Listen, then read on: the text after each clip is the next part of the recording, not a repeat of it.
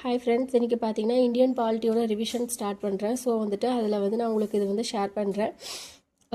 Indian constitution வந்து first உருவாக்குறதுக்கு முன்னாடி வந்து பிரிட்டிஷ் கவர்மெண்ட் வந்து நம்மளை ரூல் பண்ணாங்க இல்லையா, அந்த பீரியட்லேருந்து இந்தியன் கான்ஸ்டியூஷன் உருவான வரைக்கும் இருக்கிற காலத்தில் வந்துட்டு பார்த்திங்கன்னா நிறையா சட்டங்கள் போட்டிருப்பாங்க. அதில் கம்பெனி தனியாக போட்டிருப்பாங்க, பிரிட்டிஷ் கவர்மெண்ட் நம்மளை ஆட்சி செய்கிறப்ப அவங்க தனியாக போட்டிருப்பாங்க.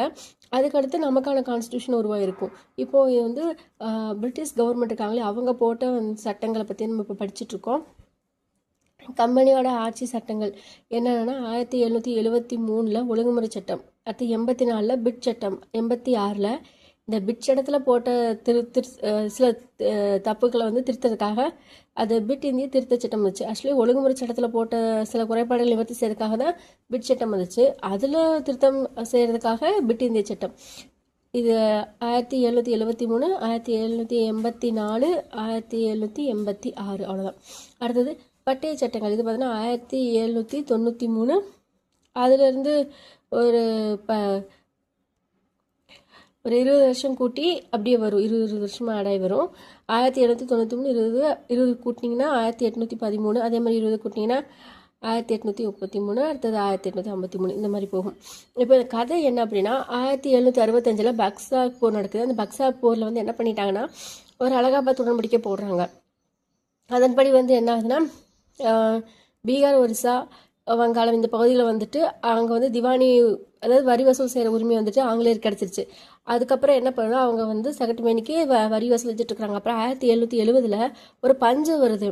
இந்த வரி வசூல் செஞ்சு இந்த மாதிரி ஏகபோகமாக தெரியுது யாருன்னா கம்பெனியில் வேலை செய்கிறவங்க. இப்போ என்ன ஆகுதுன்னா 1770 ஒரு பஞ்சம் வருது. அந்த பஞ்சத்தில் கம்பெனியே திவாலாக போகுது. அப்போ கம்பெனி என்ன பண்ணுறாங்கன்னா 1773 பிரிட்டிஷ் கவர்மெண்ட் கிட்ட வந்து கடன் கேட்குறாங்க. அப்போ பிரிட்டிஷ் கவர்மெண்ட்டில் வந்து யார் வந்து பிரதமராக இருக்காங்கன்னா நாத் பிரபு. இவர் என்ன பண்ணுறாருன்னா இந்த கம்பெனி வந்து இங்கே இத்தனை வருஷம் இந்தியாவில் இருந்திருக்கானுங்க, என்னதான் செஞ்சுருக்காங்கன்னு சொல்லிட்டு அந்த கம்பெனியோட டீட்டெயில்ஸ் வேணும் அப்படின்னு சொல்லிட்டு ஒரு குழு அமைக்கிறாரு. பிரிட்டிஷ் பார்லிமெண்ட் இருக்காங்களே அவங்களெல்லாம் வச்சு ஒரு குறிப்பிட்ட நபர்களை தேர்ந்தெடுத்தா தேர்வு குழு.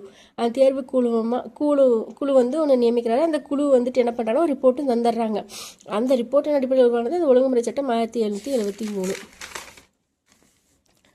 இப்போ நம்ம கதைக்குள்ளே வருவோம். இப்போ 1773 வந்து என்ன ஆயிடுச்சுன்னா அது ஒழுங்குமுறை சட்டம் ஒன்று ஏற்றிட்டாங்க. கம்பெனி அரசை வந்துட்டு இந்தியா பிரிட்டிஷ்லையும் மாற்றி அமைக்கப்பட்டது.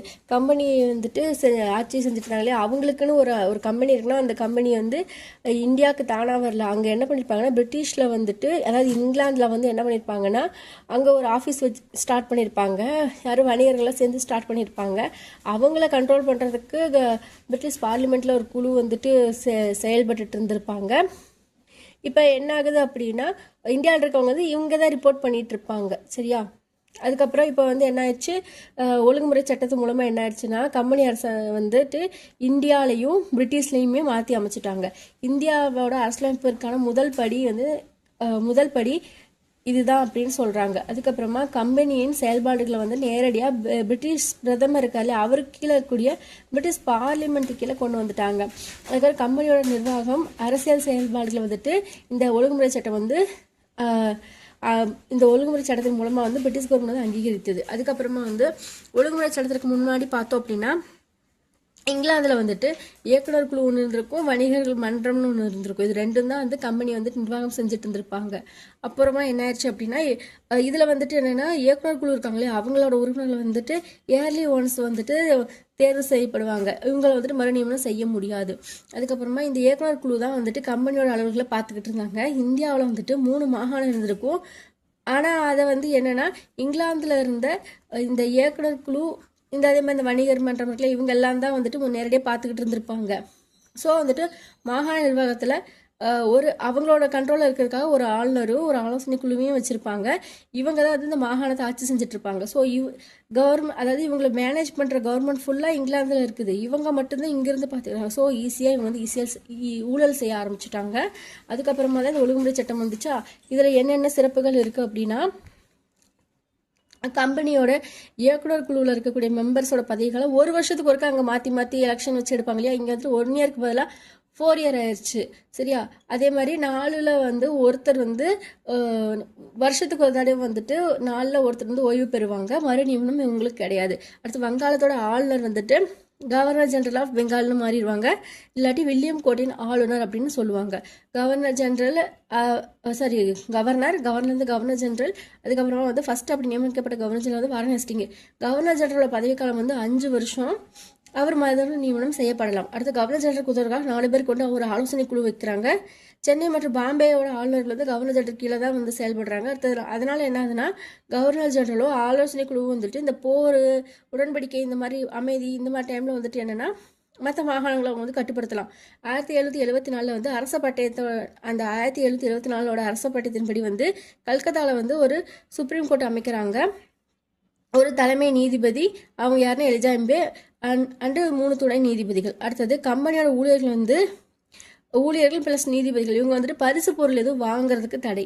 அதுக்கப்புறமா இதோட நிறை என்னென்னா கம்பெனியோட அலுவல்கள் வந்து பிரிட்டிஷ் பார்லிமெண்ட்டுக்கு நேரடியாக போயிடுச்சு. ஸோ இவங்க வந்து தனிப்பட்டு எதுவுமே செய்ய முடியாது. அதனால கம்பெனியோட தன்னாட்சிக்கு முற்றுப்புள்ளி. இது என்ன ஆச்சுன்னா பிரிட்டிஷ் பார்லிமெண்ட் கிட்ட போனதுனால இந்திய மக்களை வந்துட்டு கொஞ்சம் இந்த கஷ்டப்படுறதுலேருந்து காப்பாற்றின மாதிரி ஆயிடுச்சு இந்த விஷயம். ஏன்னா கம்பெனி தானே எதுவும் செய்ய முடியாது இல்லையா. அதுக்கப்புறம் இதோட குறை என்னன்னா கவர்னர் ஜெனரலோட பவர் வந்துட்டு ஆலோசனை குழுவை விட கம்மியாக இருந்தது. ஸோ வந்துட்டு கவர்னர் ஜெனரல் எதுலையுமே அவரோட டிசிஷன் எடுக்க முடியல. ஏன்னா இங்கே ஆலோசனை குழுவில் மெம்பர்ஸும் அதிகம். ஸோ அவங்களோட முடிவு தான் செல்லுபடி ஆகுங்கிற மாதிரி ஆயிடுச்சு. அடுத்தது நீதிபதி இருக்காங்களே அவங்களுக்கான அதிகாரம் வந்து வரி எடுக்கப்படலை. இப்போ நம்ம வந்து ஒழுங்குமுறை சட்டம் 1773 இதை மட்டும் நம்ம பார்த்துருக்கோம். ஓகே ஃப்ரெண்ட்ஸ், பாய்.